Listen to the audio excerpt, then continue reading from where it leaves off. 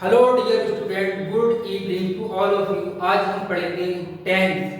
Tense को हिंदी में कहते हैं काल या समय। टेंस को कहते हैं काल या समय।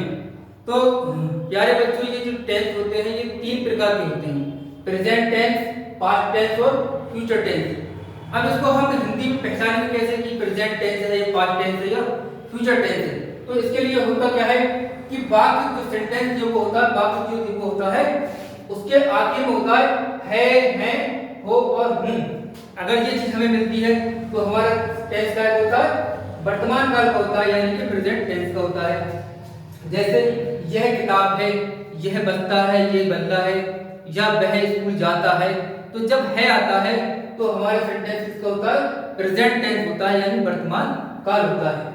अब इसी तरीके से हमारा जो अगला होता है वो होता है पास्ट टेंस। इसको कहते हैं भूतकाल, हिंदी में इसको कहते हैं भूतकाल।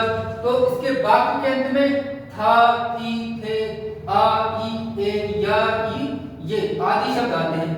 यानी वाक्य का जो सेंटेंस का जो आगे का हिस्सा होगा तो उसमें क्या आएगा? था, थी, थे, आ, ई, ए, या, ई, ये।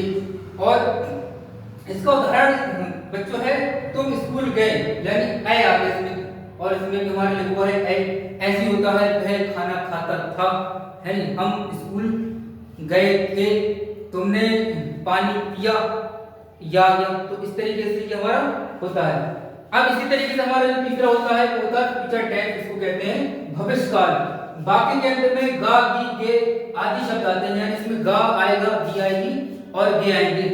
और इसमें होता क्या है? तो ये भविष्यकाल होता है, यानी इसमें जो बात होती है वो भविष्य की होती है, यानी आने वाले टाइम की होती है। तो इसका होता है हम खाना खाएंगे, यानी खाना हमने खाया नहीं, हम खाना खाएंगे।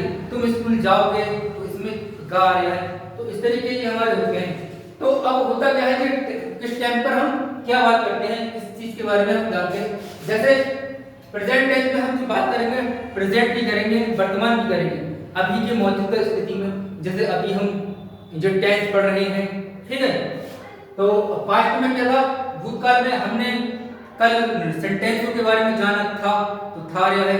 और कल हम कोई दूसरा नया टॉपिक पढ़ेंगे, यानी फ्यूचर में तो हम ये चीज पढ़ेंगे। तो इस तरीके से ये हमारे होते हैं। और स्टूडेंट इसमें पहचानने का तरीका बहुत आसान है।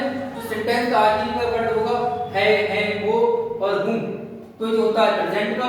और इसमें था, थी, थे, आ, ई, ए, या, ई, ए, तो ये होता है हमारा पास्ट का।